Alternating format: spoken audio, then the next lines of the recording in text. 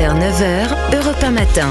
7h20 sur Europe 1, place à l'édito éco, Dimitri Pavlenko. Bonjour Agnès Verdier-Molinier. Bonjour Dimitri, bonjour à tous. Alors on va parler des projets fiscaux du gouvernement. Alors soi-disant, les ménages français ne seront pas touchés par les hausses d'impôts qui sont prévues par le gouvernement Bayrou.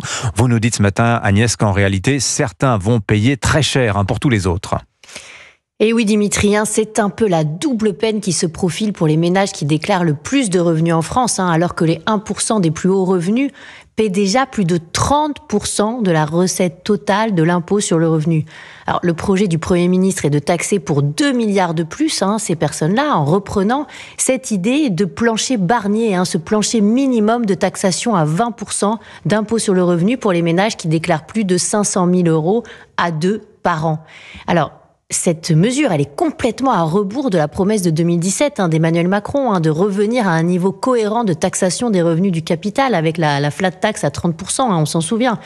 Là, entre les 20% d'impôt sur le revenu minimum et les 17,2% de prélèvements sociaux, on arriverait à une imposition des revenus du capital de plus de 37%, ce qui est énorme par rapport aux autres pays d'Europe, qui sont plutôt à 26% de taxation des revenus du capital. Sans oublier que les dividendes, par exemple, sont avant versement aussi soumis à l'impôt sur les sociétés, ce qui nous amène à un taux autour de 50%. Alors malheureusement, ce sont les entrepreneurs de ce pays qui vont encore une fois payer l'addition. Alors le dispositif s'annonce aussi compliqué avec un système d'avance cette année sur le paiement de la taxe de l'an prochain. Et oui Dimitri, car on ne peut quasiment pas constitutionnellement faire payer un impôt rétroactivement en France, heureusement d'ailleurs.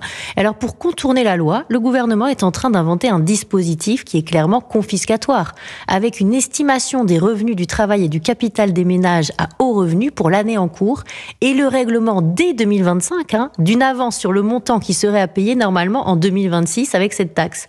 Avec cette mesure, si tout ça se concrétise, on se retrouve avec ce qu'on pourrait appeler un abus de droit de l'État caractérisé. Malheureusement, ça n'existe pas, mais ce qui se passe là est très grave. Et il y aurait en plus une taxe supplémentaire dans les tuyaux, Agnès.